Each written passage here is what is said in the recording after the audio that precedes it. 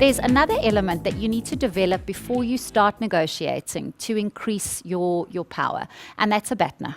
So it's quite a well-known negotiation term. It was actually coined by these two people, often do collaborative writing. They have for many years. Roger Fisher, there you spot the guy who was involved in one of the other models that we explored earlier, and William Urai, as I say, well-known authors in the space of negotiation.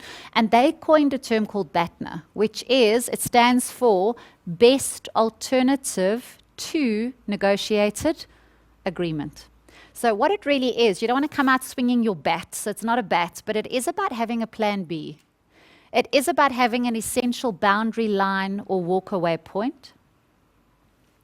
It's about having a security blanket, or you might want to think about it as having empowering alternatives.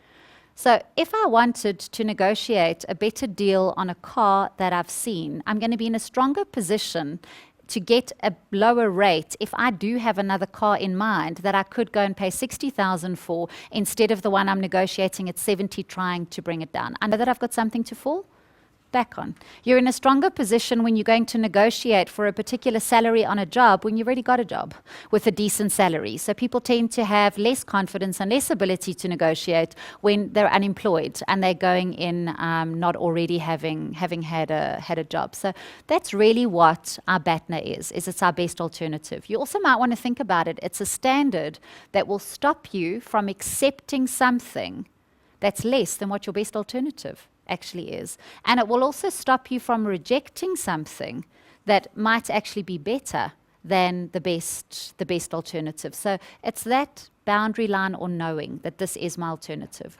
What do you do if you don't have an alternative? What do you do if there is no BATNA or your BATNA is weak? You know, where you just know that, and I haven't seen anything in this kind of price range, or I haven't got another job to go to, where I do not have a good BATNA. Okay.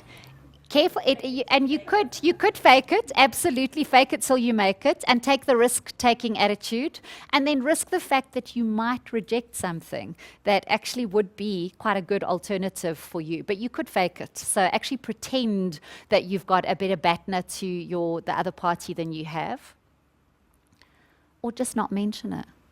So if you don't have a good BATNA or don't have an alternative, don't mention it to the other party in the discussion. But if you do have one, you'll want to mention it. Just don't wield it like a sword. You might find that if you say, well, I've got a supplier that will offer the service at 28% less than you, they might just say, oh, well then, why don't you use your other supplier? You know, if you've got that option, I'm quite busy, so I'll actually carry on with another project, and you use that supplier. I've done that before, and the client's like, oh, no.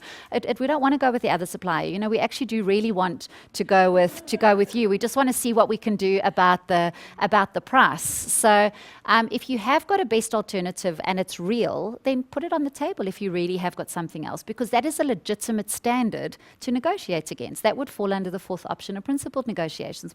Here's another standard that is acceptable to us, but maybe we would prefer to go with you, and these are the reasons why, for argument's sake. You need to make sure you develop a BATNA. So try not to start negotiating until you need to at least have thought about your BATNA.